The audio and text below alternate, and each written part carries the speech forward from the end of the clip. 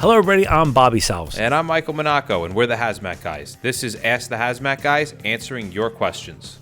So let's take a look in the old mailbag and see what we got here. When dealing with propane leaks, do I want a gas or a liquid? A starting point for a new person on a team.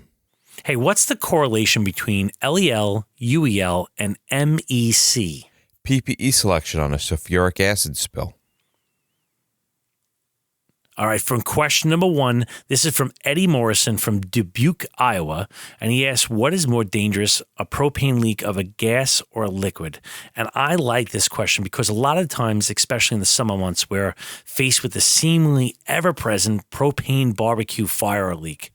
Most of the time, these are gas leaks, which gives us one set of problems, while the more rare, I guess it would be liquid leak, can give us a completely different set. So the problem lies in the expansion ratio of the propane. Propane will expand to 1 to 270 times. We all know that. So for every gallon of liquid propane that is leaked, it will expand to 270 gallons of gaseous propane. This is a lot more than the 1-to-1 ratio of a gas leak in that same cylinder. The times I've seen this is one time the hose line was, the hose line we were using knocked the propane grill off the deck and it turned over the cylinder in process, and therefore we had a liquid leak. And the other time was a fleeing occupant thought it would be better to kind of flip it over. Either way, the liquid leaked out very quickly and it was released way before we even got there. But the effect was there, and the propane was in a cloud format. So remember that the propane is heavy. It will seek the basements and low-lying areas of land. So monitoring of these areas is a must, and minimize the ignition potential as much as possible, and begin using the ventilation technique of your choosing, such as like hydraulic or sometimes the wind is itself. So to answer the question shortly, I want a gas leak.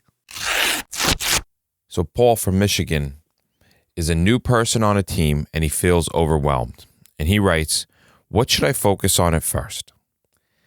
This is actually a more common question than people really think. And I got to tell you, almost every single new person that comes into the company asks the exact same question. Where do I begin? Where do I start? So every team is a little bit different. You have to make sure that the answer that I'm giving you is going to mesh with your team and their rules and how they do things. But for the most part, I would focus on learning the location of the tools and where they are on the rig. Not the obscure ones, but the ones that you use most common, your bread and butter type of an operation. So if you guys do fuel transfers a lot, make sure you understand where all those tools are.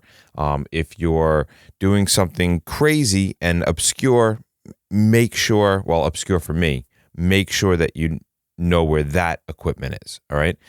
Find out from your team members what those most common calls are. They're going to be the ones to know. All right. Learn these tools first and how to use them in the position that you will have. Most teams will not take their new guys and throw them directly into the hardest position. So find out where your team is going to put you and then learn the tools for that position. That's probably one of the best places to begin. From there, I would expand on the meters and starting to learn the theories behind their action. Understanding why we do what we do will give you a better idea of what to do and when to change your actions based upon the situation. And keep this in mind. I was told when I first got on my team, it was going to take about 2 years before I felt comfortable enough to not be a burden to your team. All right. So 2 years before you turn around and said, okay, I can at least hold my own on a run. 5 years until you feel comfortable. 10 years before you're fighting and arguing with the Chiefs. So hang in there. It's a steep learning curve, but one day it will all just click and all these little parts and pieces will come together into this one big aha moment. Good luck. All right, this is question number 2, and this is from Joe D. Square Rooter from Jasper, Georgia. And he asks, what is the correlation between LEL, UEL, and MEC? So first, let's define the letters. LEL is the lower explosive limits. UEL is the upper explosive limits. And MEC is a term that you may not have heard of. It's called the minimum explosive concentration.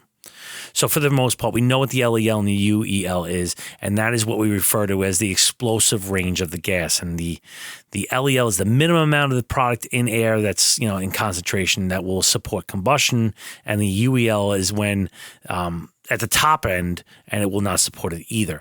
So think of it like this. If we take a can of spray paint, which I'm sure none of us have ever done this, and hold a lighter to the tip, there would be flames coming out, right? So if we look closely at this flame, you see the flame is about an inch away from the nozzle. So the question is, why doesn't the flame go back into the can and make it explode? I'll wait. Not really. Here's the hint. It has nothing to do with pressure. It's because the gap is too rich to burn. That's the visual example of the UEL. When the flames start, they're in the flammable range, and they will continue all the way away from that nozzle until they stop, and that's the LEL. At that point, it's too lean to burn. As for the MEC, this is for dusts and particularly, in particulates and held in suspension in air. And we typically see this in milligrams per cubic meter. This is kind of like the solid version of the equivalent of LEL for a gas. Thanks for the question. This next question is from Mike in North Carolina.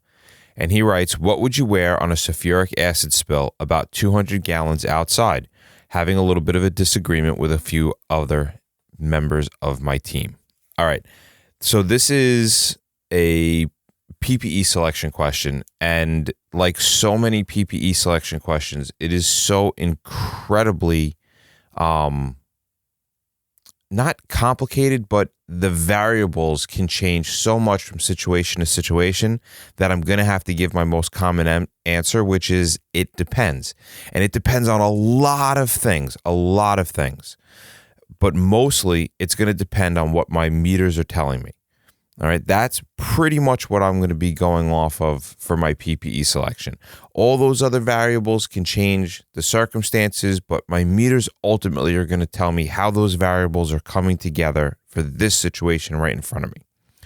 So for sulfuric acid, my meter is going to be pH and me. So I arrive on scene and I start to do my recon, most likely in bunker gear. I'm a big fan of doing my recon in bunker gear. It's easy to put on. It's quick. I'm very comfortable in it. I can do it fast. I wear it every day. So bunker gear for me is my go-to recon gear.